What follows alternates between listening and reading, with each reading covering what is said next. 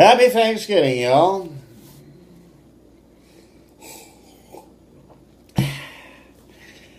My paranoia entered its prime in my tortured collaboration with the Monkey Wrench Theater Company, about whom I'll be saying nothing true, so as to protect the now innocent guilty. The brain whelp of a writer-husband-director-wife team, Monkey Wrench TC was founded in the flush of dirty love, for the purpose of always being in the same room so you could share everything, the precursor to stealing everything.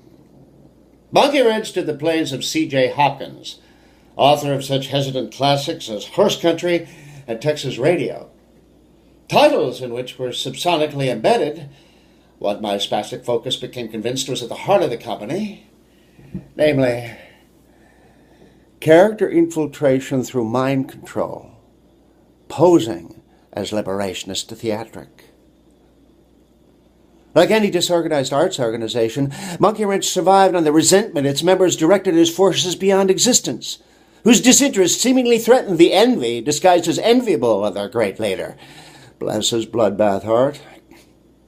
Each production I did with them solidified my conviction they were out to change me into their version of rebel actor who does exactly what he was told to do.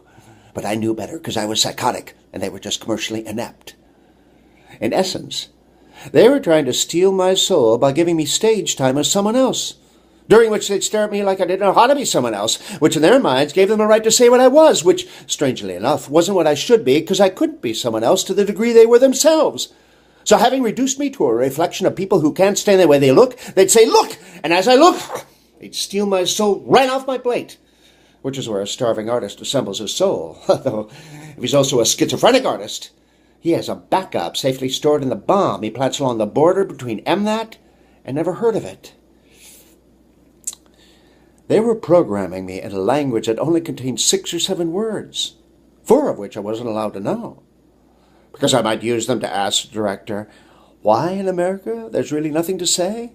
Because everything's been decided by a primitive process in the future, whose legitimacy is beyond question, since to question its legitimacy is to say others have nothing to say, which is un-American to say the least. So to be American, say the least, and the remaining 2 or 3 words were capitalism?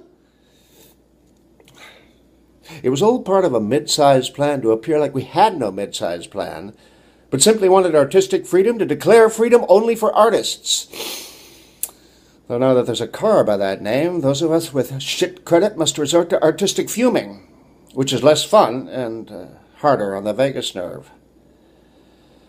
My story with Monkey Wrench, which lasted 5 strained years, dissolved in a barrage of paid phone calls between myself and Vortmeister Hopkins, in which I accused him of spelunking down the hilum of my emergency head, commandeering a situs inversus between my lobes of logical clutching and my gag reflex, which resulted in my failure to be seen by the media as Christ's final free night window shit shag, and his equally absurd assertion that I was a pharmaceutical boom in the unmaking. Sure, it was all my fault, though I was good enough to share the wealth, or so another drink would have me believe. So I believe I'll have another drink. Here's to another auspicious collaboration scrapyarded under its own auspices. Shut up, Timothy.